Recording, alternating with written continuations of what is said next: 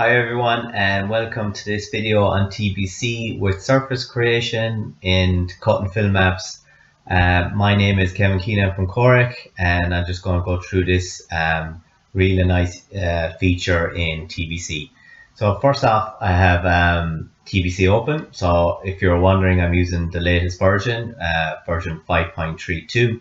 So if you only see extra features you have, but the same process is for all TBC versions. Okay, so here we have surface in. So this is just their standard CSV file. It's just dragged and dropped in. It was called OGL. I didn't survey this, so it's literally new to me. So I'm going to start designing it up. So first off, I usually always have my Project Explorer down here. So these are always in the quick access toolbar here. So I always have it displayed at the bottom, but it default displays at the top. So it's View Filter Manager is on, your Project Explorer, Selection Explorer, and I also have Properties open, and I've docked my properties here in this tab as well. But if you do open anything, you can actually drag over a tab on the top of the bar and it'll actually add it to the menu.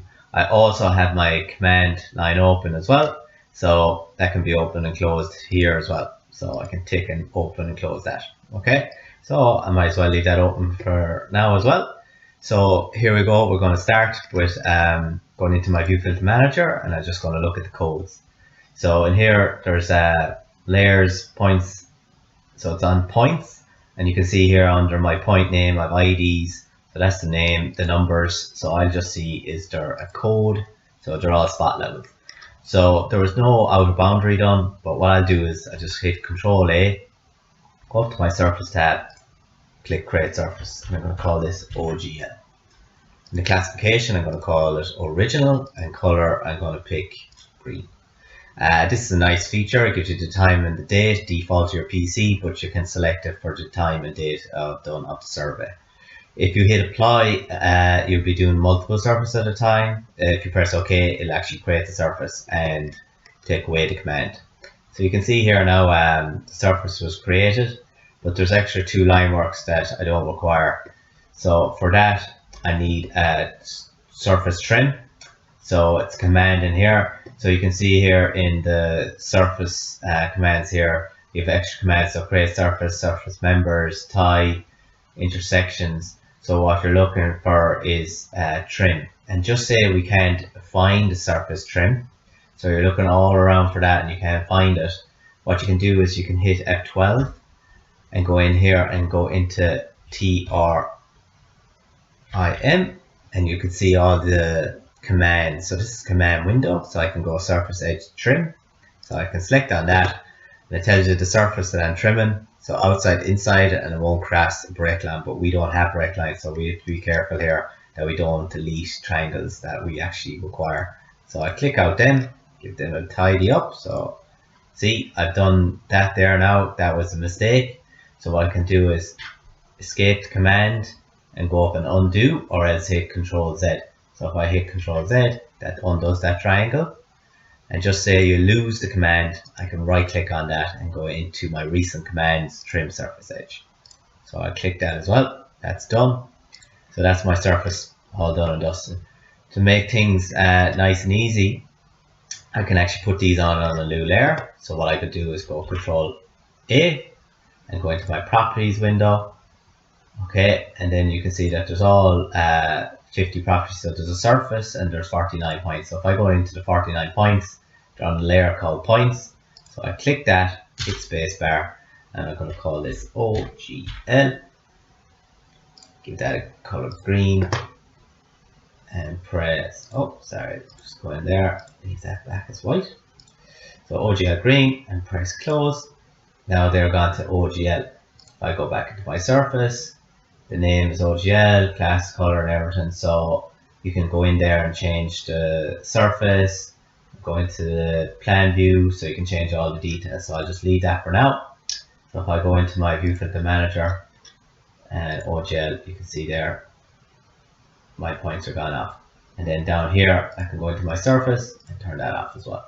So now I'm left with an OGL. So if I go into my OGL points again and just check elevations, see they're 98, 99. So I'm going to create another surface, so I can do a cut and fill map. So what I'm going to do is I'm going to go in and create a line string. So I'm going to go into CAD, line string. So you can drag and drop a CAD drawing if you want, or another surface for another program, but I'm just going to create one. So in here I went into create line string. So what I can do is give it a name. So I'm going to call this just house layer. I'm going to hit spacebar, call it house, and give it a color magenta.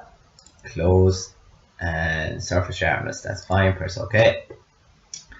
The way I created that line string, I also have the option in here to create a line string. So, but I'll just continue on in here. So I'm going to click in here. I'm going to give this maybe 100. Okay, I'm going to go to here, and this is going to be the end of the house. Another 100. And then go over here. Then up here, and then I'll just do all close. So this is the area where we have to dig out. So there's a line, so if you dragged in a CAD drawing and that was the formation, you have to get that, or the design level will say. So this is the design level. So what I can do is click on this line, go up in surface and create another surface. So I'm going to call this house. This is going to be a design. Color magenta, selected one, press OK. So there's my surface. So now when I go in surface here, you'll see my 3D, there's two surfaces. Okay, so I can right click on that. No, show vertical tab. Real nice feature there is if you go in surface slicer view, you can actually select down through the design. So you see that's the house and that's the OGL. So I can go section through it as well. So I close that. So I'm saying I'm happy with that. That's my house and that's my surface, and I want to run a report. I go into artwork report. From there to there, I pick surface. Initial is my OGL, and my final is my house. If I only want to select a boundary around that, I can select all I want to know is the cut and fill around this area. If you want everything, you can select an outer area or select lines, whatever you want. Press OK, and then it defaults here into the house, and it tells me there that the material placed is 6,990.5 cubic meters. Okay, so that's what I need to get up to the design. Okay, so once that's done, I can go now into my cut and fill. So in here, in the same command in surfaces, I go to cut and fill map. And here I'm going to call it SCF cut fill. So my initial is my OGL, my final is my house, and in here I can put it on its own layer. So I'm going to put it in here called HSCF. Close that. The text style standard, but sometimes I go in there and just check the size. So usually the size is pretty big. You can create a new font and new style by just clicking new, but in there I'll just maybe pick 2. It's OK. Space gridding is how much you want a tick or a line to appear for the cut and fill. So I'll say 20 meters. I'm going to use the ticks or the lines, and based on the units I will do 1 place decimal, and I'll label the surface elevations and press OK. You'll see then it'll go blue. That's indicating that it is a filled material. So if it's red, it'd be a cut. So if I turn off all my surfaces and you leave on the cut and fill, it'll be blue, just blue surface on its own. So if I zoom in here and turn off my surface, you see that I've a elevation here. So just to show you, that was 1 place decimal, so it's 98.224. So the point at this section here, so if I just select that on this X, is 98.2, and it's getting up to a design of 100. It has 1.8 cubes of fill to go in there. So it shows you all them. If anything, if I wanted to change that, I can go into the properties by just selecting there. If you don't have your properties down here, you can right click and go into properties. So what you do is select down there. So I say, okay, I actually wanted a little bit more. I want the shading by elevation, or change the plan view. So I can go into wireframe, lines, any of that, so I can change what I want to see. So in here you can go into the surface, rebuild the surface, display transparency. But if you wanted to change any details in here, you can go into projects, explorer, go into cut and fill map, pick your cut and fill in here, and then once you select that, you can go into your properties here, and it gives you the properties again of your cut and fill map. So if you go into your settings, you can go into your surfaces there as well and edit your surfaces, or you can edit the color mapping. So in here you have the shading, so you can change what ever shading you want, or use your default or load one. Okay, so just saying here now, the plan view, so that has the ticks. So if I scroll down along here, it has the very bottom, the appearance. So if I go into ticks, I can go into lines, I can go to tree decimal place, and then label yes or no. So I can just put on the cut and fill in the boxes. So you could say there's not enough of boxes there. You could add in more. You can go into ticks, decimal place, just go 0, and you can see look, they all change in there. So you can customize these. So I can change the space in here to 10. Okay, and if you want them to go at an angle, to go with the design, so you can go with 30. You can work out the angle, say 10. There you go. So we'll say 8. So there they are there. So you can customize all these. You can even make it 5 meters if you want. So if I put it up to space and decimal place, maybe 0.1. So, and you can see the text, you can change the text again. So in there, slightly a little bit too big. So I can go up there, change it as well, 0.2. So once that's done, you can actually export out that as well. So if you go into the projects here now, so there's all your cut and fill map.